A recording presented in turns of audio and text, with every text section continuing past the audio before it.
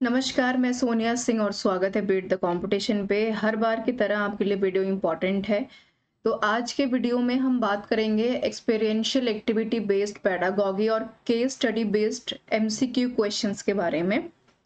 इससे पहले मैं बता दूं कि मैं ऑलरेडी डिस्कस कर चुकी हूं कि क्या एक्सपीरियंशियल एक्टिविटी बेस्ड पेडागॉजी होती है, क्या उसमें काम किए जाते हैं, केस स्टडी बेस्ड पेडागॉजी क्या होती है, या एक्सपीरियंशियल और केस स्टडी बेस्ड क्वेश्चंस में क्या डिफरेंस है। ठीक है। और मैं ये भी डिस्कस कर चुकी हूँ कि एक्सपीरियंशियल के ऊपर सवाल कैसे बन सकते हैं और केस बेस्ड स्टडी जो हमारे क्वेश्चंस होते हैं वहां पर कैसे क्वेश्चंस फॉर्म होते हैं। तो वीडियो को स्टार्ट करेंगे और जिन्होंने पुराना लेक्चर नहीं देखा है उसको ज़रूर देखिएगा। और आज का लेक्चर काफ़ी इम्पोर्टेंट आपके लिए होने वाला है और आज के लेक्चर में थोड़ा सा आपको ये अंडरस्टैंडिंग भी ये जानने को मौका मिलेगा कि किस तरीके से क्वेश्चंस की फ्रेमिंग होती है, किन किन बातों का आपको ध्यान रखना है और दरअसल एग्जामिनेशन पर्सपेक्टिव से कैसे सवाल आपसे पूछे जाते हैं। तो सबसे पहले वीडियो स्टार्ट करने से पहले मैं आपको बता दूं कि अपनी बेहतर सुविधा के लिए वीडियो को 1.5x पे करके देख सकते हैं। इसकी पीडीएफ मिलेगी आपको beat the competition Telegram channel के ऊपर, जिसका कि लिंक दिया है डिस्क्रिप्शन बॉक्स में। तो वीडियो को स्टार्ट करेंगे।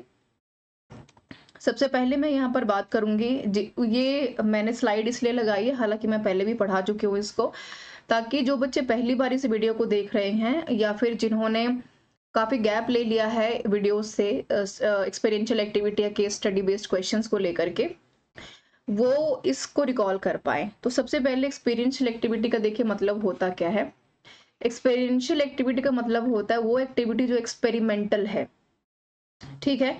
तो जब कोई एक्टिविटी आपकी एक्सपेरिमेंटल हो गई तो इसका मतलब क्या होता है कि हम रिजल्ट और आउटपुट की उम्मीद करते हैं। बिल्कुल वैसे ही जैसे आप साइंस में कोई स्टडी करते हैं या लैब में कोई टेस्टिंग करते हैं तो उसका क्या रिजल्ट आता है, या तो वहां पर रिजल्ट 0 आएगा या तो उसका रिजल्ट निकलेगा। बिल्कुल वैसे ही जो बच्चों का ये लाइफ होती है या जो चाइल्ड पेडागॉजी होती है, स्कूल में जो बच्चों को टीचिंग कराई जाती है वो बिल्कुल वैसे ही होती है। ठीक है। जहां पर हमें हमेशा उम्मीद रहती है कि हम धीरे धीरे इंप्रूवमेंट की तरफ बढ़ेंगे। जैसे कि मेरे पीछे लगी हुई इमेज को आप देख पा रहे हैं, तो एक्सपीरियंशियल एक्टिविटी में या जो टीचर्स क्लासरूम में स्टडी करवाते हैं स्कूलों में, सबसे पहले एक्सपेरिमेंटल एक्टिविटी कराने के लिए बहुत ज़्यादा इंपॉर्टेंट है कि यहाँ पर अलग अलग अप्रोचेस को चूज किया जाए। पहले आप एक एम बनाएंगे, उसके बाद उसके ऊपर आप एक्शन लेंगे, फिर आप उसको एनालिसिस करेंगे, एप्लीकेशन करेंगे, फिर आप असेस करेंगे। ठीक है। असेस करने के बाद आगे फीडबैक निकालेंगे, फिर आप देखेंगे कि यहाँ पर जो एम आपने बनाया था वो कितना ज्यादा बेहतर हो पाया है। जैसे आप यहाँ पर देख पा रहे हैं, learning outcomes and provide students with practical skill. तो एक्सपेरिमेंटल होगा तो प्रैक्टिकल अपने आप हो जाएगा, अगर प्रैक्टिकल है तो रियल वर्ल्ड से जुड़ा हुआ होगा। साइंस क्या कहता है कि जो चीजें रियलिटी के बेस के ऊपर बेस्ड हैं केवल वही सारी चीजें ही बेहतर हैं, है ना। हम फिलोसफिकल चीजों के ऊपर विश्वास नहीं कर सकते।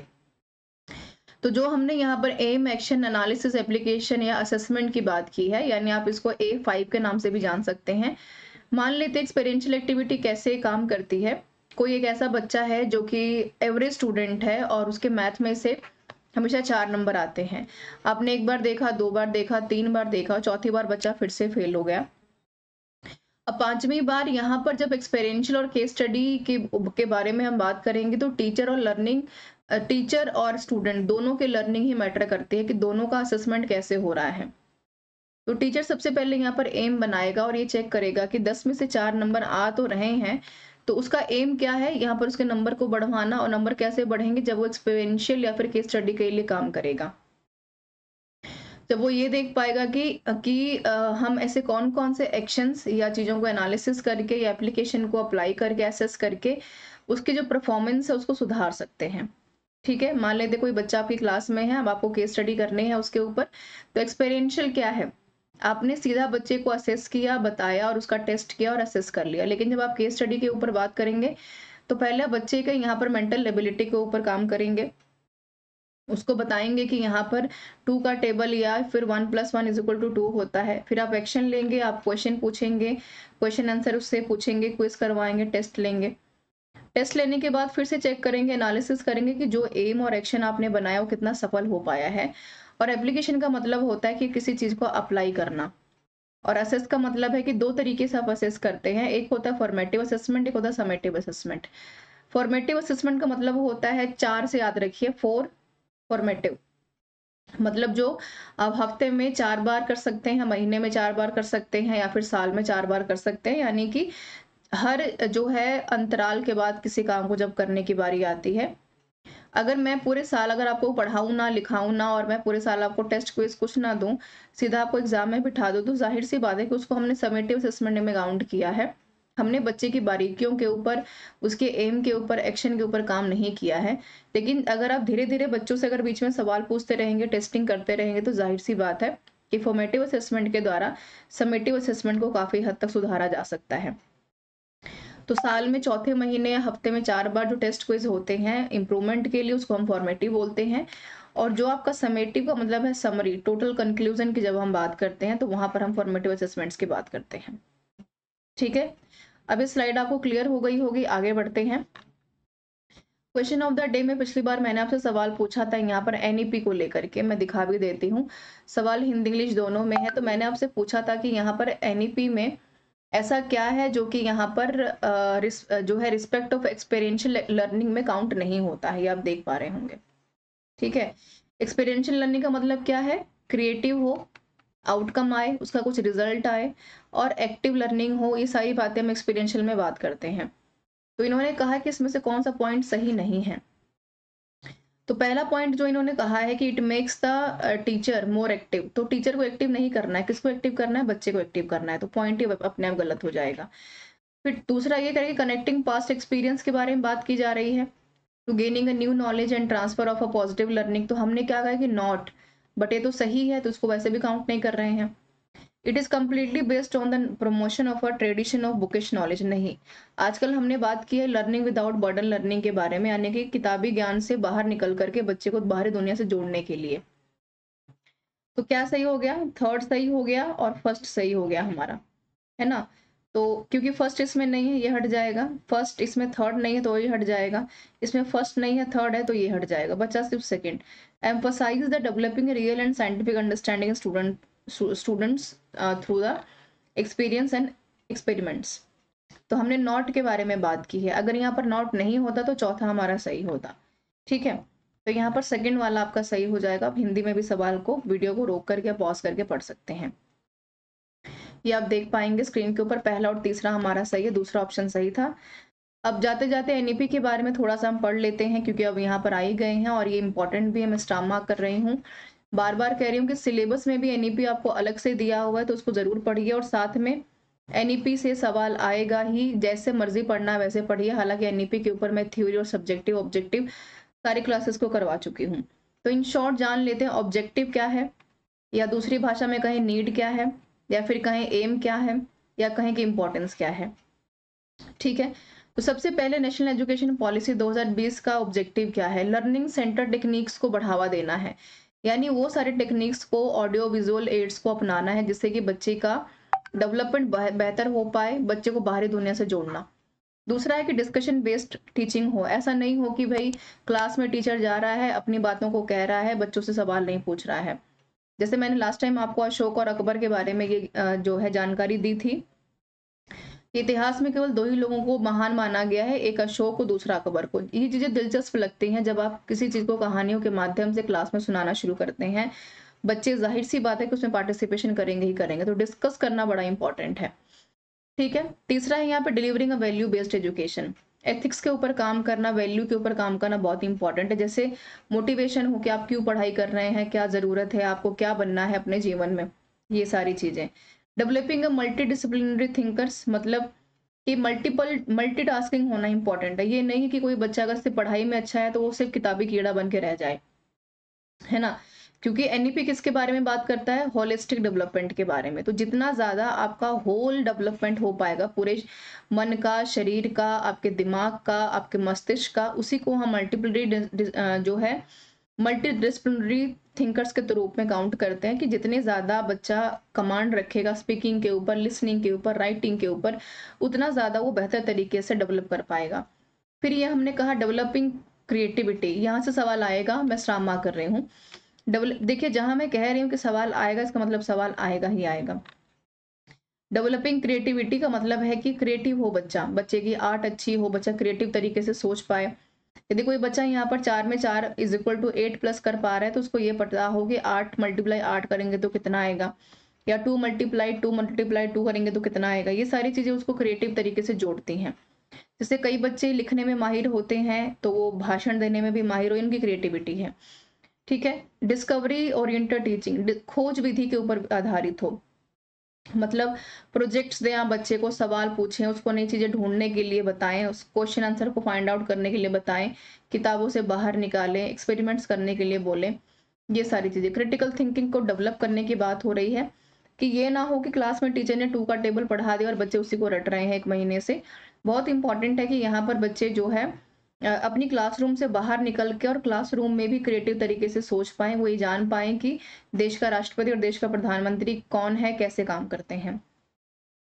फिर हमने बात की डेवलपिंग डिसीजन मेकिंग, निर्णय लेने की शक्ति बहुत जरूरी है यहाँ पर, जो कि अगर आपके अंदर शुरुआती दिनों से ही डेवलप हो गया, तो आप किसी हर थोड़ा सा आपका कोई भी मुश्किल वाला काम आसान दिखता रहता है आपको। निर्णय लेना उतना ही ज्यादा इंपॉर्टेंट है, क्योंकि स्कूली जीवन में या फिर स्कूल के बाद जब आप करियर काउंसलिंग की तरफ जाते हैं, तो अपने जीवन के लक्ष्य को साधना और उसको तय करना बड़ा मुश्किल काम होता है। ऐसे में अगर आप शुरू से किसी भी चीज को डिसीजन मेकिंग के तौर पर काउंट करेंगे, तो जाहिर सी बात है कि आपकी परफॉर्मेंस और बेहतर निकल करके आएगी। तो ये हमारी थी सारी ऑब्जेक्टिव्स, नीड और एम और इम्पोर्टेंस एनईपी की, जो मैंने शॉर्ट में बता दिया। सवाल यहाँ से आएगा, मैं दोबारा कह रही हूँ। क्वेश्चन नंबर 1 की तरफ बढ़ेंगे, क्योंकि वो पुराना हमारा सवाल था तो मुझे डिस्कस करना जरूरी था। और बधाई के पात्र हैं वो सारे के सारे विद्यार्थी जिनका पार्टिसिपेशन क्वेश्चन आंसर्स को देने में रहता है, उनको बहुत बहुत धन्यवाद। और हम शुरू करेंगे यहाँ पर एक्सपीरियंशियल और केस स्टडी के सारे क्वेश्चंस को। ठीक है। पहला सवाल इन्होंने पूछा है आपसे कि सम टीचर्स गिव ट्यूशंस। आपका जो सवाल है वो एक्सपेरिमेंट और स्टडी के केस स्टडी के ऊपर बेस्ड है। कह रहे हैं कि सम टीचर्स गिव ट्यूशंस, काफी सारे जो शिक्षक है वो ट्यूशन पढ़ाते हैं। आपके ओपिनियन में या आपके विचार में इसका क्या कारण है, आपकी राय में इसका क्या कारण है? उनके विषय वस्तु को दोहराने के पर्याप्त अवसर मिलते हैं इसलिए पढ़ाते हैं, या उनको जो है कीप देमसेल्व्स बिजी, खुद को बिजी रखना चाहते हैं इसलिए पढ़ाते हैं, या फिर मनी पर्सपेक्टिव एक इम्पॉर्टेंट है, वेलफेयर ऑफ स्टूडेंट्स है, या बच्चों को जो है भलाई के लिए पढ़ाते हैं। तो मनी पर्सपेक्टिव तो नेगेटिव पॉइंट है, सी वैसे हट जाएगा। ठीक है। बाकियों के अगर विचार करें तो उसका राइट ऑप्शन हो जाएगा हमारा सी। और सी क्या कह रहा है? क्योंकि, हाँ ठीक है, नेगेटिव है तो बिल्कुल जाहिर सी बात है कि अगर उन्हें वेलफेयर करना होता तो यहाँ पर पूरी तरीके से वो कक्षा में भी विद्यार्थियों का वेलफेयर कर सकते थे। बिजी रखना कोई बहुत बड़ी बात नहीं है, स्कूली जो शिक्षक है उनके पास बहुत इतना काम होता है कि उनको किसी और काम की आवश्यकता नहीं पड़ती है, तो वैसे हट जाएगा। बचेगा यहाँ पर आपको opportunity to subject matter being studied. तो ये नहीं है, क्योंकि टीचर बनने से पहले ही आपको अपने सब्जेक्ट के ऊपर कमांड और सारी की सारी जो चीजें हैं कंठस्थ होनी चाहिए। इम्प्रूवमेंट की गुंजाइश हमेशा रहती है, तो एक अलग बात है। तो यहाँ पर पैसे को जाहिर सी बात है कि आपको अर्न करना है, इसलिए आप इसके साथ लगे हुए हैं। तो सी ऑप्शन यहाँ पर आपका सही हो जाएगा। अब ने लर्निंग की बात की है, जाहिर सी बात है, तो लर्निंग है क्या? क्रो और क्रो के हिसाब से इनका ये मानना है कि जो हमारे लर्निंग है वो एक्विजिशन ऑफ नॉलेज के ऊपर काम करती है। कई बार सीधा स्टेटमेंट से सवाल ऐसे आता है, यानी कि ज्ञान को ग्रहण करना, लाइन इंपॉर्टेंट है। यानी हैबिट्स और आपके एटीट्यूड्स कैसे काम करते हैं, ये इन्वॉल्व करता है new ways of doing things, कि किसी भी काम को नए प्रकार से आप कैसे कर सकते हैं। जैसे लर्निंग क्या है कि आपने कहा कि भाई 2+2 क्या है, 4 है, ये तो आपने सीख लिया। लेकिन आपकी लर्निंग और ज़्यादा एडवांस्ड और आपका एटीट्यूड और जैसा पॉजिटिव कैसे बन सकता है, जब आप इस 4 में बाकी क्रिएटिव चीज़ों को कर करके देखना शुरू कर देंगे। ठीक है। तो ये आपके काम को और आपके गोल को क्या करती है, सेटिस्फाई करती है, और आपको और एडजस्ट करती है लर्निंग को लेने में, गेन करने में। हेनरी स्मिथ कहते हैं कि लर्निंग क्या है? अगेन एक्विजिशन ऑफ क्या है? न्यू बिहेवियर है ना। बिहेवियर कैसे है? मान लेते हैं कि कोई बच्चा जो है बस में जा रहा है और कंडक्टर सीटी बजाता है और बस रुक जाती है।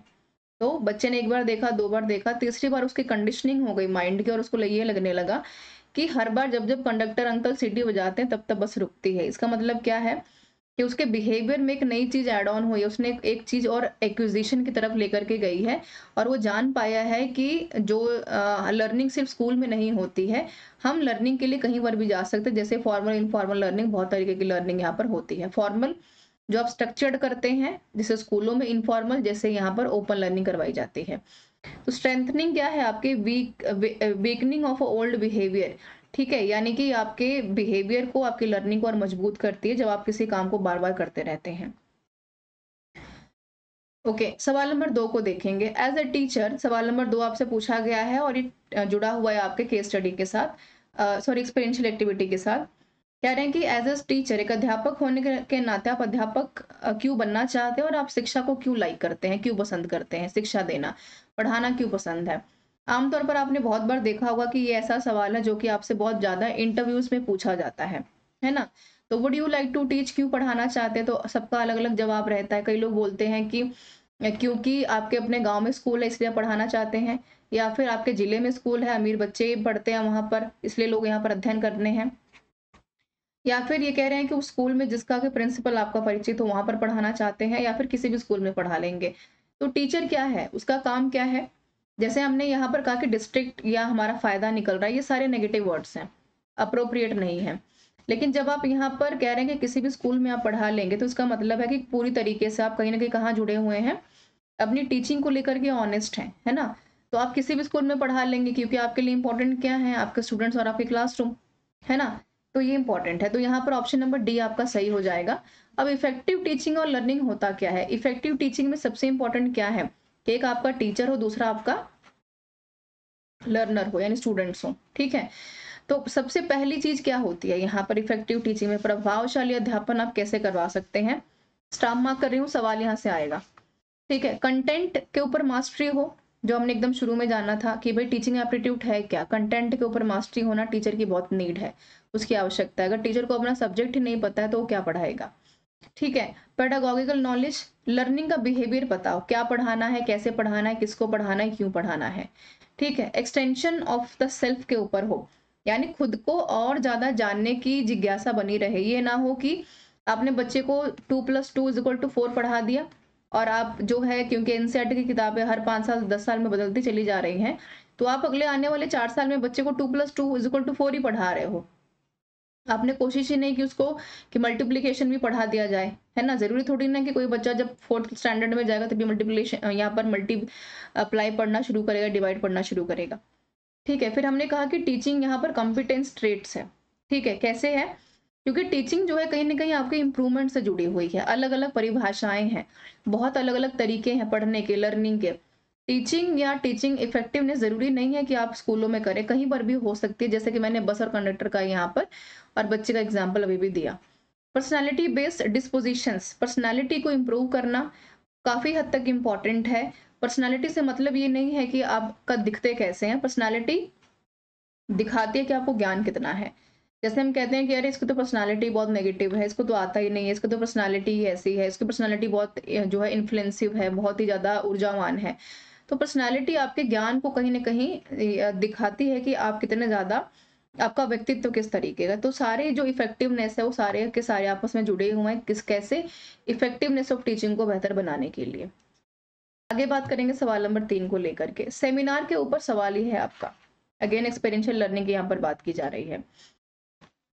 तो सवाल आपसे पूछा जा रहा है, in order to participate in the conferences और seminar which is related to teaching you would, कह रहे हैं कि किसी सम्मेलन या सेमिनार में भाग लेने के लिए जो है शिक्षण से संबंधित आप करेंगे क्या? स्कूल से छुट्टी ले लोगे कि भाई आपको सेमिनार में पार्टिसिपेशन करना है, या फिर आप परमिशन लेके आओगे प्रिंसिपल की, ठीक है। Not get the permission of the principal, ठीक है, नेगेटिव है तो हटा देंगे, है ना, क्योंकि मोरालिटी को सूट नहीं कर रहा है। फिर कह रहे हैं कि चुपचाप स्कूल छोड़ दोगे और सम्मेलन का सेमिनार में भाग ले लोगे जाकर के, क्या आ जाएगा? बी सही है ना। भाई सेमिनार में पार्टिसिपेशन करने जा रहे हो, कोई चोरी तो करने नहीं जा रहे हो, तो जाहिर सी बात है कि स्कूल से छुट्टी नहीं लेंगे, प्रिंसिपल की परमिशन लेंगे और जाकर के सेमिनार अटेंड करेंगे। और ये भी गलत हो गया और ये भी नेगेटिव है। तो यहाँ पर क्या है, सेमिनार हम क्यों करवाते हैं?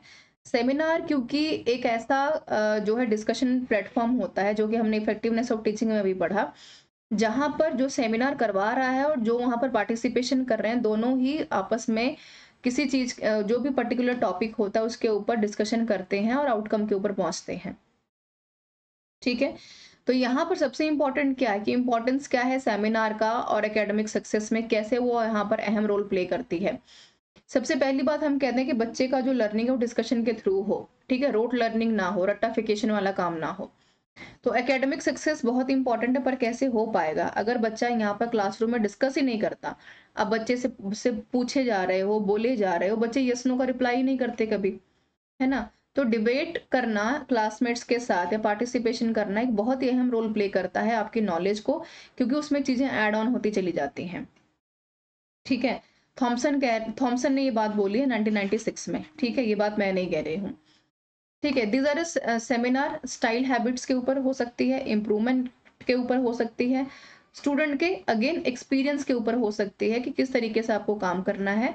हमने शुरू में पढ़ा कि मोरालिटी बड़ी इंपॉर्टेंट है एनईपी वाले उसमें सर्कल में, यहाँ पर बात कर रहे थे जब हम, कि देखिए डिस्कशन के बारे में बात की थी, है ना। तो उसी की हम बात कर रहे हैं कि बच्चे का डिस्कशन बहुत क्रिएटिव और पॉजिटिव होना चाहिए, जहां पर उसके नॉलेज में चीजें एड ऑन होती हैं। फिर हमने कुछ सवाल नंबर 4 की तरफ बढ़ेंगे और पूछा है इन्होंने, कह रहे हैं कि आपको लगता है कि जो औचक परीक्षण करना उचित है, क्योंकि इससे क्या होगा। सरप्राइज टेस्ट होता है ना, जैसे कि मान लो कि आज मैं क्लास में आऊँ और मैंने कहा कि आज मैं आपका सरप्राइज टेस्ट लूंगी, ठीक है, क्या ये जस्टिफाइड है, कैसे जस्टिफाइड है, क्योंकि आप स्टूडेंट्स को यहाँ पर डराना चाहते हो, ये हट जाएगा, नेगेटिव है, ए है ही नहीं। बी को देखते हैं, कह रहे हैं कि आप सरप्राइज टेस्ट इसलिए ले रहे हैं क्योंकि get yourself prepared at home for this purpose, ताकि आप खुद को तैयार करने की जरूरत ना पड़े आगे आपको, इसलिए। You can escape the teaching session due to ability of taking surprise test, इसलिए आप लेना चाहते हैं क्योंकि आपको आप पढ़ाने का मन नहीं है, तो सेशन खत्म हो जाए इसलिए मैं टेस्ट ले रही हूँ। या फिर यहाँ पर डी को देखेंगे, एबिलिटी नॉलेज पॉजिटिव शब्द है, लेवल्स क्या है स्टूडेंट्स का, can be truly judged through such test, क्योंकि यहाँ पर बच्चों की प्रतिभा को जज किया जा सकता है। तो ऑप्शन नंबर डी सही है आपका। कैसे जज करेंगे आप, आपने पूरा हफ्ता बच्चों को पढ़ाया, जो कि काउंट होता है सरप्राइजिंग टेस्ट वगैरह फॉर्मेटिव असेसमेंट में, है ना। आपके 2 महीने बाद यहाँ पर फाइनल पेपर होने वाले हैं, आपके बच्चे अटेंटिव ही नहीं है। जब बच्चे पेपर में या टेस्ट में फेल करेंगे तो जाहिर सी बात है कि फेलियर किसका है, टीचर का। ओके, तो हमने ये देखा कि बच्चे क्लास में अटेंटिव नहीं है। अटेंटिव कैसे रहेंगे, जब उनको ये हमेशा डर बना रहेगा, डर का मतलब है पॉजिटिव डर, कि टीचर कहीं क्लास में आकर के ये ना कह दे कि आज सरप्राइज टेस्ट लेने वाली हूँ, तो जाहिर सी बात है कि उस क्लास में काफी अटेंटिव होकर के और पॉजिटिव पर्सपेक्टिव से क्लास को अटेंड करेंगे और समझेंगे। तो डी सही हो जाएगा यहाँ पर, ठीक है। Types of inquiry address different kinds of informative needs कौन कौन सी हो सकती हैं, है ना। अब सरप्राइज टेस्ट आप क्यों करना चाहते हैं, ताकि इवैल्यूएशन कर पाए, इवैल्यूएशन से सवाल आपका आएगा, मैं यहाँ पर स्टार मार्क कर रही हूँ, है ना। तो सबसे इंपॉर्टेंट क्या है यहाँ पर कि आपने सबसे पहले रिसर्च करेंगे, आप जो भी मान लो आप टेस्ट बनाना चाहते हैं, है ना, अंडरस्टैंड करके बच्चों की नॉलेज को, फिर आप डेवलपमेंट इवैल्यूएशन के ऊपर काम करेंगे। जाहिर सी बात है कि जो भी आप यहाँ पर काम देंगे, डेटा लेकर के आएंगे, क्वेश्चन फ्रेमिंग करेंगे, उसके ऊपर काम करेंगे कि बच्चों ने जो इवैल्यूएशन से जो हम रिजल्ट निकला है उसको डेवलपमेंट की तरफ लेकर के जाएंगे। कोई बच्चा अगर फेल हुआ है तो उसके ऊपर काम करेंगे, कोई बच्चा अच्छे नंबर लाया तो उसको और बेहतर बनाएंगे। मॉनिटरिंग बहुत इंपॉर्टेंट है ना, इसलिए तो आप इवैल्यूएशन कर रहे हैं, इसलिए तो आप टेस्ट ले रहे हैं, इसलिए तो आप पेपर करवा रहे हैं। ऐसा तो नहीं कि पूरा साल हमने कुछ पढ़ाया नहीं और लास्ट में बच्चा फेल हो गया, या हमने तो सब कुछ पढ़ाया बच्चा फिर भी फेल कर गया, तो क्या कारण है, क्योंकि आपने मॉनिटरिंग नहीं किया, आपने टेस्ट नहीं लिया, आपने क्विज नहीं करवाया, आपने कभी पूछा ही नहीं। प्रोसेस कैसे चेक करेंगे, with the help of formative assessment से, टेस्ट लेकर के, क्विज करा के, प्रोजेक्ट लेकर के, डिस्कवरी मेथड्स के थ्रू, सवाल पूछ करके। शॉर्ट टर्म आउटकम्स के लिए हम यहाँ पर फॉर्मेटिव असेसमेंट्स का यूज करते हैं। सवाल यहाँ से आएगा, स्टार मार्क कर रही हूँ। फिर हमने कहा कि इम्पैक्ट क्यों पड़ेगा, ताकि यहाँ पर लॉन्ग टर्म इफेक्ट दिखे, क्योंकि क्लास जो बच्चा क्लास पास करेगा वो 2-3 महीने की नहीं है, वो पूरे 1 साल की क्लास है। ना यहाँ पर कुल मिलाकर के 290 दिन बच्चा पढ़ता है, मोटा मोटा अगर देखें तो 365 की तरफ नहीं जाते हैं। 290 दिन बच्चे को पढ़ाना है, तो एक लॉन्ग टर्म टाइम पीरियड है जहां पर बच्चे सीखते हैं इफेक्टिव तरीके से प्रोग्राम को, अटेंटिव हो करके। आगे बढ़ेंगे सवाल नंबर 5 की तरफ। What should the teacher do to maintain the interest of students in a class teaching, क्या करता है टीचर क्लास में बच्चों के इंटरेस्ट को डेवलप करने के लिए। यहाँ पर प्रैक्टिकल लाइफ के बारे में बात करेगा, मटेरियल टीचिंग एड्स मटेरियल दिखाएगा उनको, ठीक है। यहाँ पर अपॉर्चुनिटी देगा डिस्कस करने का बच्चों को, या ऑल ऑफ द दीज होगा। जाहिर सी बात है कि ऑल ऑफ द दीज एक पॉजिटिव शब्द है, कि आप अगर अपनी टीचिंग को और क्लासरूम टीचिंग को बेहतर बनाना चाहते हैं, इंटरेस्टिंग बनाना चाहते हैं, तो प्रैक्टिकल लाइफ के बारे में बात करें। अगर हम ये कह रहे हैं कि क्लास में पढ़ रहे हैं एथिक्स में कि भाई ड्रग्स लेना बुरी बात है, तो प्रैक्टिकल लाइफ में बताइए बच्चों को क्योंकि क्यों बुरी बात है ना।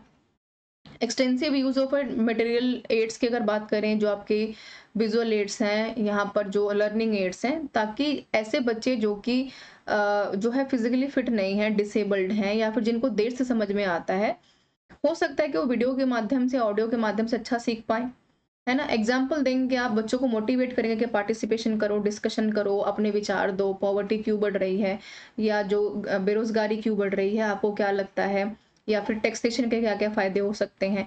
ये सारे डिस्कशन अगर आप करेंगे तो कॉमन लाइफ से बच्चों को जोड़ पाएंगे। तो ऑल ऑफ द दीज यहाँ पर सारा सही जवाब हो जाएगा। इफेक्टिव टीचर्स है क्या? इफेक्टिव टीचर वो होता है जो बच्चों को एंगेज कर पाए एक्टिव लर्निंग में, ठीक है, उनको जो है एक ऐसे टास्क दे पाए जिससे कि उनका मोटिवेशन लेवल बढ़े। टीचिंग की नई नई रणनीतियां बनाए, ये नहीं कि रोज क्लास में गए और सवाल बच्चों को 4 को खड़ा कर दिया और सवाल सुनने शुरू कर दिए, नहीं, बोर हो जाएंगे बच्चे। असेसमेंट कर पाए बच्चे का, कैसे होगा? फॉर्मेटिव से और समेटिव से, जो हमने पहले डिस्कस किया है ना। कंटिन्यूस की हम बात कर रहे हैं ना, तो वो उसी तरीके से होगा।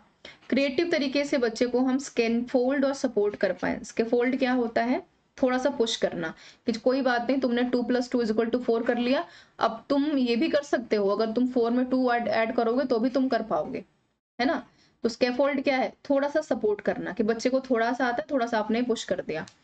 प्रोवाइड क्या करना है? क्लीन स्टैंडर्ड, कांस्टेंट फीडबैक, है ना। क्लीन स्टैंडर्ड का मतलब है कि बच्चे का क्लैरिटी हो, उसको क्या आता है क्या नहीं आता। ऐसा ना हो कि बच्चा बीच में डिलेमा में अटका हुआ है कि उसको सब कुछ आता है और ख्याली पुलाव पका रहा है। फीडबैक देते रहे बीच बीच में बच्चे को कि भाई तुम्हारा ये वीक है, तुमको और स्ट्रॉन्ग करना है, तुम्हारा ये और अच्छा हो सकता है। रिवाइज करने का मौका दें होमवर्क को। होता है ना क्लासरूम में, जैसे वो बताया कि आज होमवर्क सुनेंगे आपका, तो बच्चे रिवाइज करना शुरू कर देते हैं।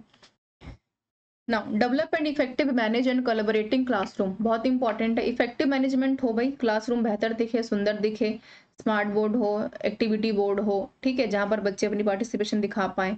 कोलैबोरेटिंग क्लासरूम हो कि कोई काम दिया तो बच्चे कोलैबोरेट होकर किसी काम को कर पाए। सवाल नंबर 6 की तरफ बढ़ेंगे।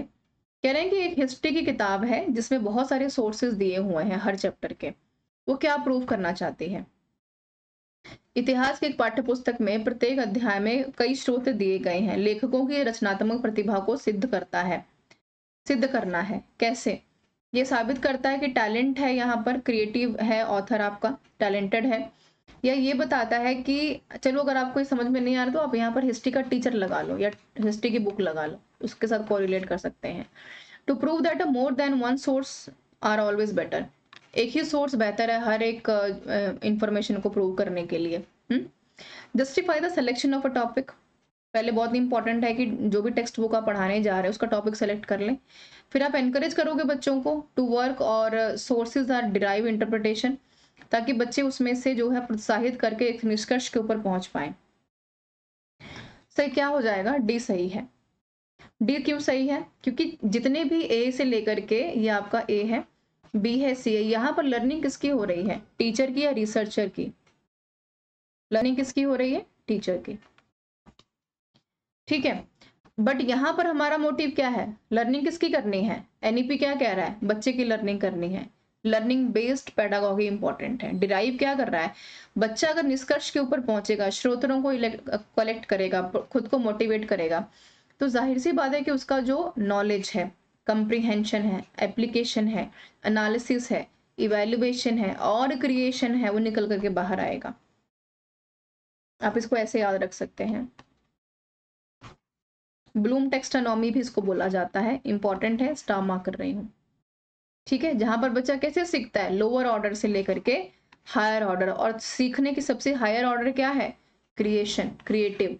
जब बच्चे को हमने यहाँ पर बढ़ा दिया 2 + 2 = 4 होता है बेटा, और बच्चा यहाँ पर खुद कर ले जाए 4 + 2 = 6, 6 + 2 = 8, 8 + 2 = 10, ठीक है, वो है उसका हायर लर्निंग ऑफ ऑर्डर। मतलब बच्चा सीख रहा है, कोग्निटिव डोमेन के साथ जोड़ा जाता है, जहां पर मानसिक विकास की हम बात करते हैं, मेंटल एबिलिटी की, ठीक है। आगे बढ़ते हैं सवाल नंबर 7 की तरफ।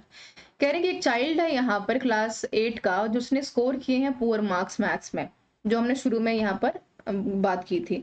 कह रहे हैं कि इसके लिए जो है he is blaming his teacher, अपने अध्यापक को ब्लेम कर रहा है ना। तो कह रहे हैं कि डिफेंस मैकेनिज्म क्या यूज करेंगे आप उसका, प्रोजेक्शन दे करके, कंपेंसेशन दे करके, रिप्रेशन दे करके, रैशनलाइजेशन की तरफ। कह रहे हैं कि भैया आप क्लास में पढ़ाए और बच्चा फेल हो गया और बच्चा कह रहा है कि टीचर की वजह से फेल हुआ हूँ, अब क्या होगा, अब कैसे आप अपनी बात को जो है बताओगे। बहुत तरीके हो सकते हैं, तो उसको हम क्या बोलेंगे, उसको हम बोलते हैं रैशनलाइजेशन। ठीक है, मतलब कि एक यहाँ पर कहीं ना कहीं जब आप अपनी ही बात, बीच का रास्ता लेकर के चलते हैं, आप ये तो कहेंगे नहीं कि हाँ मेरी वजह से फेल हुआ है, नहीं कह सकते, सबको ब्लेम नहीं कर सकते। अब उसी क्लास में 10 बच्चे टॉप कर रहे हैं, 20 बच्चे फेल हो रहे हैं, तो अब उसमें टीचर ही अकेला रिस्पॉन्सिबल, वही सही नहीं है ना। हालांकि ये बीच का रास्ता चुनने वाली बात है। तो रैशनलाइजेशन है क्या, एक सोसाइटी का शिफ्ट है, कैसे, tradition and emotions towards the Reliance of a rationality and a science, है ना। कि जो भी टीचर यहाँ पर बात कर रहा है उसमें साइंटिफिक जवाब हो, ये ना हो कि कुछ भी बोलने के नाम पर बोल रहा है। तो वेबर और केलबर्ग यहाँ पर कहते हैं 2023 में कि जो रैशनलाइजेशन है वो 4 तरीके की चीजों पर बिल्ड होता है, यानी बच्चे को आप 4 तरीके से यहाँ पर जवाब देंगे। एक है इफिशियंसी, कि भाई मेरी तो इफिशियंसी थी पढ़ाने की, थोड़ी सी मेहनत तुमको और करने की जरूरत थी। ठीक है, कैलकुलेशन, ठीक है, और प्रिडिक्टेबिलिटी, कि मुझे उम्मीद थी कि तुम पास हो जाओगे बट चलो कोई बात नहीं, अगली बार मेहनत करेंगे। फिर है control, control on mind, on emotions, on dialogues, है ना, जो आप ध्यान में रख सकते हैं। ये इनके एग्जाम्पल्स हैं, बट आपको नीड नहीं है पढ़ने की। सवाल नंबर 8 क्या कह रहा है, individual difference are founding, founding होगा यहाँ, सही कर लीजिएगा। इन्वायरमेंटल सिचुएशंस, कह रहे हैं कि विभिन्नताएं पाई जाती हैं पर्यावरणीय स्थितियों में। हम कहते हैं कि 5 की 5 उंगलियां बराबर नहीं है। मैंने पिछली बार भी डिस्कस किया था कि क्लास में बैठे हुए 30 बच्चे नहीं हैं, ये यहाँ पर 30 पर्सनैलिटीज हैं, 30 माइंड्स हैं, 30 बॉडीज हैं, 30 साइकोलॉजी हैं, 30 मेंटल एबिलिटी हैं, 30 मोरालिटी हैं, ठीक है, 30 साइकोलॉजी हैं, 30 पर्सनालिटीज हैं। तो ये सारी की सारी चीजें क्या हैं, कॉग्निटिव सिचुएशन के ऊपर, इमोशनल है या परसेप्चुअल है, अवधारणात्मक है, कि भाई ठीक है होती होंगी अलग अलग, हमें तो नहीं लगा ऐसा। तो क्या आ जाएगा यहाँ पर, ऑप्शन ए सही है, कॉग्निटिव सिचुएशन सही है। मतलब जितना ज्यादा इंडिविजुअल डिफरेंसेस तो है, क्योंकि हम ये मानते हैं कि every individual is not same. ठीक है, हर एक व्यक्ति, आपके घर में मान लो ट्विंस हैं, तो क्या ट्विंस का बिहेवियर सेम होता है, नहीं होता है। 2 भाई बहन है, नहीं सेम नहीं होता है बिहेवियर। पूरी फैमिली को देख लो, ठीक है, किसी को भी देख लो, कोई भी इवन अगर हम एनिमल्स की बात करें या हम ह्यूमन बींग्स की बात करें, पूरे समाज में, सोसाइटी में, इन्वायरमेंट में कुछ भी सेम नहीं है। हम इनफैक्ट कि हमारे तरह का इस पूरी दुनिया में सिर्फ एक ही शक्ल का आदमी है। कोग्निटिव सिचुएशंस क्या कहते हैं, कोग्निटिव कहता है कि जहां पर आपका माइंड और आपका बॉडी दोनों साथ में काम करता है अच्छे तरीके से। इमोशनल तो एक एस्पेक्ट हो गया। परसेप्चुअल क्या, अवधारणा नहीं बनानी है ना, क्लासरूम में क्या आप अवधारणाएं बना करके पढ़ाएंगे, नहीं। तो कॉग्निटिव क्या है, जहां पर आपका माइंड, बॉडी, आपकी mental ability, creativity, hand movement सब कुछ काम कर रहे हो। तो लर्निंग इन्वायरमेंट क्या है, बच्चा इन्वायरमेंट से सीखता है, जैसे यहाँ पर रूसो ने भी कहा है। ठीक है, रूसो कहते हैं कि बच्चे इन्वायरमेंट में सीखेंगे, उनको फ्री छोड़ देना चाहिए सोसाइटी में अपने। ठीक है, तो सबसे पहले क्या है learning environment, focus on a meaning, learning और ग्रोथ। लर्निंग क्या है, लाइफ लॉन्ग है ना, हम 60 साल की उम्र में भी सीख रहे हैं। ग्रोथ क्या है, लिमिटेड है, कि हम 18 साल के बाद या 15 साल के बाद हमारी हाइट नहीं बढ़ रही है। सपोर्ट टू ईच अदर बहुत इंपॉर्टेंट है, आप आपस में सपोर्ट कीजिए, टीचर लर्नर को, लर्नर टीचर को, लर्नर अपने पीयर ग्रुप को। ठीक है, पीयर ग्रुप्स को उनके पेरेंट्स, पेरेंट्स को उनके आगे जो अपने जो गार्जियंस हैं, सबको जो है यहाँ पर स्टाफ मेंबर्स। स्ट्रक्चर किसका देना है, हर एक पर्सन का, है ना, सबका स्ट्रक्चर अलग है। कोलैबोरेशन की बात कर रहे हैं और ऐड वैल्यूज, है ना, यूनिटी की बात हो रही है, एथिक्स की बात हो रही है, मोरालिटी की बात हो रही है, झूठ नहीं बोलना है, बाल में रोज कंघी करके आनी है, शूज रोज पॉलिश करने हैं, टाई रोज पहन के आनी है, शर्ट का बटन बंद होना चाहिए, बाल छोटे करके रखने हैं, ठीक है, नेल्स काट के रखने, ये सब क्या है, वैल्यूज। एनर्जी बहुत इंपॉर्टेंट है, पॉजिटिव नेगेटिव दोनों होती है, बट इंपॉर्टेंट क्या है, पॉजिटिव एनर्जी की तरफ बढ़े, इन्वायरमेंट को पॉजिटिव रखें, एनर्जी को अपनी हाई रखें, एक्टिव रहें। ये है आपका लर्निंग इन्वायरमेंट, जो हम इन्वायरमेंट से सीखते हैं। दूसरी तरफ अगर आप इन्वायरमेंट से सबको हटा देंगे तो आपकी लर्निंग एक तरफा हो जाएगी, सिर्फ 8 घंटे स्कूल में जाकर के बच्चा नहीं सीख सकता। क्वेश्चन नंबर 9 क्या कह रहा है, a watch becomes slow by 2 minutes after every hour, what does it show? कह रहे हैं कि घड़ी है हर घंटे बाद 2 मिनट धीमी हो जाती है। अब आप क्या करेंगे? एक घड़ी पहनी है आपने, कह रहे हैं कि हर घंटे बाद 2 मिनट वो धीमी हो जाती है ना? तो आप क्या करेंगे? ये क्या दिखाता है कि घड़ी सही नहीं है, रिलायबल ही नहीं है, ट्रस्ट करने के लायक ही नहीं है। रिलायबल है बट वैलिड नहीं है, वैलिड है बट रिलायबल नहीं है ना? शब्दों का हेर फेर समझिए और फिर देखिए। तो हमने कहा कि डी ऑप्शन सही है। क्यों सही है? ना तो वो वैलिड है क्योंकि टाइम गलत बता रही है, रिलायबल भी नहीं है क्योंकि आपको पहुंचना 10:02 पे, आप पहुंच रहे हैं यहाँ पर 10 बजे। ठीक है, तो क्या है?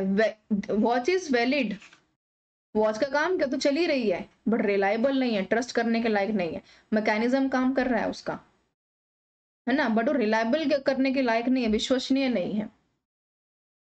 आई होप कि समझ में आ गया होगा।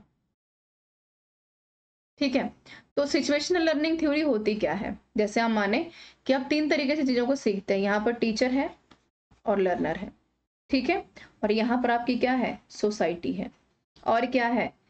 ठीक है, कंस्ट्रक्टिव लर्निंग अप्रोच है, और क्या है? ऑथेंटिक कॉन्टेक्स्ट है। जैसे समझ लेते हैं सिचुएशन लर्निंग थ्योरी है क्या, है ना? मान लो आपने कोई बच्चे को सिचुएशन दे दी, या आप माने कि लर्निंग में हम हर घंटे हर सेकंड एक सिचुएशन फेस करते हैं। जैसे मान लो हमने अभी यही सिचुएशन फेस की अभी अभी, घड़ी वाली। ठीक है, तो क्या है? ऑथेंटिक कॉन्टेक्स्ट का होना बड़ा इंपॉर्टेंट है। पहले चेक करेंगे घड़ी चल भी रही है कि नहीं चल रही है। ठीक है, चल रही है। तो सोशल इंटरेक्शन क्या है? ठीक है, आपके पापा का उसमें कुछ अलग यहाँ पर ओपिनियन हो सकता है, मदर का कुछ और हो सकता है, फादर का सॉरी ब्रदर का कुछ और हो सकता है कि अरे घड़ी बेकार है, ब्रांड ही अच्छा नहीं है, ठीक है, देखो कोई नहीं पहनता है घड़ी। तो क्या है? ये सभी लोग सोसाइटी का पार्ट है ना, पहले फैमिली का फिर सोसाइटी का। ठीक है, कंस्ट्रक्टिव लर्निंग अप्रोच क्या है? कंस्ट्रक्टिविज्म का मतलब होता है, बहुत पॉजिटिव शब्द है, जहां पर नॉलेज हमेशा जुड़ रही है, कंस्ट्रक्ट हो रही है, खुद से बन रही है ना? तो आपने क्या कहा? आपने ये फाइनली तय किया कि सारा चीजें गलत है, इंपॉर्टेंट क्या है कि सिचुएशनल है, अभी 2 मिनट ही तो देरी से चल रही है, मैं ठीक करवा लूंगा, इसको कोई दिक्कत नहीं है, ये वैलिड है, घड़ी का काम चल रहा है, बट रिलायबिलिटी नहीं है, तो मैं देखता हूँ थोड़ी देर के लिए कोई और घड़ी पहन लूंगा या कुछ और कर लूंगा या कर लूंगी। क्वेश्चन नंबर 10 को देखेंगे। सोशलाइजेशन इंपॉर्टेंट है, स्टार मार्क कर रहे हूँ, सवाल आएगा। सोशलाइजेशन का मतलब होता है कि जब आप सोशल नॉर्म्स को स्ट्रिक्टली फॉलो करते हैं। नहीं, सोशल को अगर तोड़ दे, पहले ही समझ लेते हैं, सामाजिक, लाइजेशन वर्ड जहां जुड़ जाता है उसका मतलब होता है कंटिन्यूटी, जारी रहना। इंडस्ट्रियलाइजेशन, सोशलाइजेशन, ठीक है, ग्लोबलाइजेशन, ये सारी चीजें। Following the social norm strictly, समाज के नियमों को स्ट्रिक्टली फॉलो करना। नहीं, एडजस्ट करना है सोसाइटी में। नहीं, नेगेटिव है। फिर कह रहे कि रिवोल्टिंग अगेंस्ट सोशल नॉर्म्स, विरोध करना सोसाइटी का। नहीं, अंडरस्टैंड क्या करना है? डाइवर्सिटी को। रूसो की किताब है सोशल कॉन्ट्रैक्ट, रूसो की, ठीक है। ये क्या कहते हैं कि ऑप्शन नंबर बी हमारा सही है, एडजस्ट करना है सोसाइटी में। कैसे करोगे? हम सब एडजस्ट तो एडजस्ट से कर रहे हैं ना, हमारे नेबर, सोसाइटी, भाई बहन, माता पिता। क्यों? क्योंकि हम सोसाइटी में रहना चाहते हैं। सबसे स्मॉलेस्ट पार्ट क्या है? फैमिली, फिर स्कूल, फिर पूरा सोसाइटी। सोसाइटी में कौन है? आप। सोसाइटी में कौन है? फैमिली। वो फैमिली में कौन? फैमिली के बाद कौन है? Peer groups. कहाँ बनेंगे? स्कूल में। स्कूल में कौन से कहाँ तक पहुंचोगे? मास मीडिया में। मीडिया क्या है? Print media, electronic media. क्या बताती है हमें? डेमोक्रेसी के बारे में। कौन जुड़े हुए हैं? मास मीडिया, लोग यहाँ से जुड़े हुए हैं, मास, द मैसिव पॉपुलेशन, ठीक है। उसके बाद सोशलाइजेशन में क्या है? हमारा काम, हमारा रिलीजन। ये क्या है? सोशलाइजेशन। काम से कौन जुड़े हैं? सभी लोग जो कि रोजी रोटी के लिए जरूरी है, एजेंट्स ऑफ सोशलाइजेशन के लिए काम करते हैं। क्वेश्चन नंबर 11, ये मैं अलग से टॉपिक पढ़ा चुकी हूँ, स्टार मार्क कर रही हूँ, मस्ट है, आएगा पेपर में ये। Right to education is a fundamental right under article 21A, ठीक है, which deals with right to life, because educational help लेता है, ये डिग्निफाइड करता है लाइफ को, इसलिए राइट टू लाइफ है, एजुकेशन इज लाइफ है। या not all people had right to education, सबको अधिकार नहीं है। तो ये क्या कहना चाहता है? ये कह रहा है कि भाई आंसर डी सही है। क्यों सही है? क्योंकि यहाँ पर not all people had right to education, सबको नहीं है शिक्षा का अधिकार, ठीक है। कहां तक शिक्षा का अधिकार है? स्कूली विद्यार्थियों को 6 से लेकर के 14 वर्ष तक, क्लासेस 6 to 8, वो स्कूल जो कि गवर्नमेंट द्वारा चलाए जाते हैं, ठीक है। ये कह रहे हैं कि आरटीई के अंदर आता है, पार्लियामेंट ऑफ इंडिया के अंडर आया था, 2009 में लागू हुआ था, 6 से 14 तक के बच्चों को पढ़ाने की बात की गई है। 21A में आता है, 86th अमेंडमेंट में आता है। आज ही मैंने ये सवाल पूछा था आपसे। इंडियन कॉन्स्टिट्यूशन, जाहिर सी बात है कि संविधान की बात है तो सभी के लिए मान्य है। आगे चलते हैं, सवाल नंबर 12 कह रहे हैं कि कौन सा ऐसा टेक्निक है यहाँ पर जो प्रोजेक्टिव टेक्निक के नाम से जाना जाता है। प्रोजेक्टिव है क्या? प्रोजेक्ट्स के ऊपर काम करना। प्ले टेक्निक है खेलना, वर्ड एसोसिएशन शब्दों को जोड़ना, पिक्चर एसोसिएट टेस्ट है, केस स्टडी है ना। तो कह रहे हैं कि डी सही है, केस स्टडी है। मतलब प्रोजेक्टिव टेक्निक एक अलग टेक्निक होती है। मान लो जैसे मैं, मेरे पीछे ये पिक्चर आपको नजर आ रही होगी, मैं बोलूं कि बेटा इस पिक्चर को देखो और बताओ कि ये लोग इसमें क्या एक्सप्रेस करना चाहते हैं। तो केस स्टडी का मतलब क्या होता है? जहाँ पर एक्सपेरिमेंटल है चीजें, साथ में क्या है, अलग अलग यहाँ पर आपका एम आएगा, आप अपने एप्लीकेशन को अप्लाई करेंगे, फिर आप अजम्पशन करेंगे, फिर आप रिजल्ट के ऊपर पहुंचेंगे। जैसे मैं बोलूँ कि प्रोजेक्टिव टेक्निक में, केस स्टडी में डी सही है। यहाँ पर ये लड़की बहुत हंस रही है, इसको बहुत खुशी है, बच्चे स्कूल जाने के लिए वेट कर रहे हैं, ठीक है, बच्चे खेल रहे हैं, बच्चे जो है लर्न नाम का कोई यहाँ पर स्टेबू है उसके ऊपर चढ़े हुए हैं।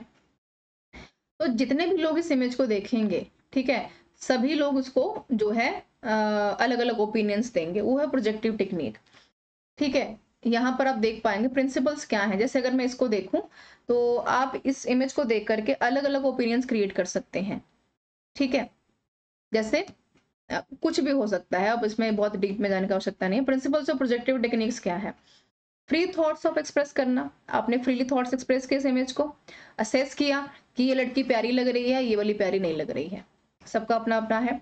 मोटिव क्या है आपका, क्योंकि आप यहाँ पर लिखना चाहते हो टीचिंग, लो लिख दिया हमने। ओके, पॉजिटिव इन्वायरमेंट बहुत इंपॉर्टेंट है, अभी अभी हमने बात की, जहां पे आपकी सोसाइटी, फैमिली, काम, रिलीजन सब पॉजिटिव हो। फ्लेक्सिबिलिटी बहुत इंपॉर्टेंट है, वो सिचुएशनल लर्निंग और प्रोजेक्टिव टेक्निक से ही आती है, क्योंकि आप फ्लेक्सिबल तरीके से सोच सकते हैं। इमोशनल सपोर्ट डेवलप होता है अंदर, ताकि आप हर चीज को इमोशनली, सोशली, फिजिकली, मेंटली सोच पाए। सवाल नंबर 13 कहने की आज का जो युग है मॉडर्न टाइम का, psychology is considered study of home, spirit, soul, God या ह्यूमन बिहेवियर। ध्यान रहे मॉडर्न की बात की गई है, तो इसका राइट आंसर है ह्यूमन बिहेवियर। ठीक है, ये सही है। सबसे पहले स्पिरिट से जुड़ा था, फिर ये सोल से जुड़ा, फिर ये गॉड से जुड़ा, फिर अभी ह्यूमन बिहेवियर से जुड़ गया है ना। मनोविज्ञान क्या है? मानव के व्यवहार का विश्लेषण या अध्ययन है। क्या साइकोलॉजी साइंटिफिक स्टडी है या एक्सपेरियंशियल स्टडी है, ये भी आप कह सकते हैं। ठीक है, आपके बिहेवियर और मेंटल प्रोसेस का, कैसा आप सोचते हैं और आपका व्यवहार कैसा, क्योंकि दोनों एक दूसरे से जुड़े हुए हैं। साइकोलॉजिस्ट कहते हैं कि यहाँ पर ह्यूमन मेंटल प्रोसेस को और ब्रेन के फंक्शंस को चेक करती है, कैसे, हमारी बिहेवियर साइकोलॉजी। साइकोलॉजी ग्रीक शब्द से आया है, ठीक है, साइकी से मतलब है breathe, principle of life, soul जो मैंने शुरू में बताया। लॉजिया क्या है? विच come from a Greek logos, मतलब स्पीच, वर्ड, रीजन। कारण क्या है? आप कम सोचते हैं तो क्या कारण है? ज्यादा क्यों सोच रहे हैं, कारण क्या है? आपका बिहेवियर बहुत अच्छा है, क्या क्या कारण हो सकते हैं? साइकोलॉजी जो है एक डिसिप्लिन बना सबसे पहले एज अ सब्जेक्ट 1879 में, पहली बार। द फर्स्ट साइकोलॉजी लैब जो स्टेब्लिश हुई थी वो यूनिवर्सिटी ऑफ लेपिजिंग में हुई थी, कहाँ? जर्मनी में। ठीक है, यहाँ पे आप देख सकते हैं, ये जस्ट इन्फॉर्मेशन के लिए, इतना नहीं आपसे पूछेगा, बस ये याद रखिएगा। आगे बढ़ते हैं सवाल नंबर 14 की तरफ। ये हिंदी इंग्लिश दोनों में दे रखा है मैंने, ठीक है, चलिए हिंदी में पढ़ देते हैं। कह रहे हैं कि सफल समावेशन के लिए निम्न को छोड़ करके सभी की आवश्यकता होती है। ठीक है, सफल समावेशन को छोड़ करके, निम्न को छोड़ करके सभी की आवश्यकता होती है। किसकी आवश्यकता होती है? इंग्लिश में देख लेते हैं। सक्सेसफुल इंक्लूजन मतलब समावेशन, सबके साथ मिलकर के विकास करना, चाहे वो डिसेबल है, किसी भी कास्ट से है, किसी भी इकोनॉमिक डिसिप्लिन से आता है, सबका। A competitive learning environment that focuses on the individual achievement, appropriate करता है टेक्निक्स को एंड प्रोसीजर्स को for monitoring individual student progress. Teachers accept करते हैं किसको? रिस्पॉन्सिबिलिटी को for the learning outcomes of a students. D कह रहे हैं कि स्किल है, नीड है, सेलेक्ट करना है, अडेप्ट करना है करिकुला को, instructional method according to the individual students needs के हिसाब से।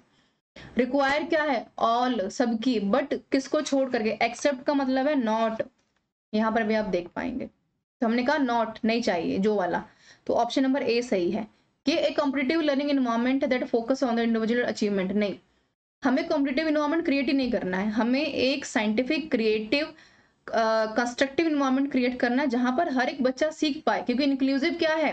कंपटीशन की बात नहीं करता है, वो कहता है कि बराबरी रखो सबकी, चाहे वो किसी भी कास्ट से, किसी भी इकोनॉमिक बैकग्राउंड से है, डिसेबल है, नहीं है, उससे फर्क नहीं पड़ता है, बराबरी सबको एक जैसे मिलनी चाहिए। तो क्या हो जाएगा, ए सही है। इंक्लूसिव एजुकेशन इंपॉर्टेंट है, स्टार मार्क करिए, सवाल आएगा पेपर में। एक प्रोसेस है learning with the diverse needs, equal opportunity देना है, तो हमने क्या कंपटीशन नहीं, अपॉर्चुनिटी देनी है। मीनिंगफुल हो, डिस्क्रिमिनेशन नहीं हो, बिलोंगिंगनेस बेहतर हो, कल्चरली स्पिरिचुअली सेंसिटिव तरीके से। लर्निंग सेंटर बनाना है, बच्चा सेंटर में होना चाहिए, प्रोसेस हो, डिलीवरी मोड्स और सेटिंग्स हो, ठीक है, सारे पॉजिटिव शब्द हैं। Okay, which quality of a teacher is liked the most by the students, इसका सवाल का जवाब देना है आपको मुझे कमेंट बॉक्स में। उम्मीद करते हैं कि इसका जवाब आप मुझे दे पाएंगे। कहने के विद्यार्थियों को शिक्षक का कौन सा गुण सबसे अधिक पसंद आता है, सवाल है केस स्टडी का, इंपॉर्टेंट है, स्टार मार्क कर रही हूँ, सवाल पेपर में आ सकता है। So this is all about the session everyone. इसकी पीडीएफ मिलेगी आपको beat the competition Telegram channel से, यूट्यूब से आप ले सकते हैं कंप्लीट वीडियो का इंफॉर्मेशन। देखिए पीडीएफ पढ़ के भी आपका काम चल जाएगा, बट आवश्यक है कि आप हर एक सवाल की जो है जड़ तक पहुंचे, जाने के सवाल बनते कैसे हैं, कैसे बनते हैं, बाकी सारी चीजें आपको वीडियो को समझने से मिल सकती हैं। तो मिलेंगे अगली क्लास में कुछ नए कंटेंट के साथ, तब तक बन रहिए बीट द कंपटीशन के साथ। Thank you so much everyone for joining me, your suggestion, your comments are always welcome in the classrooms.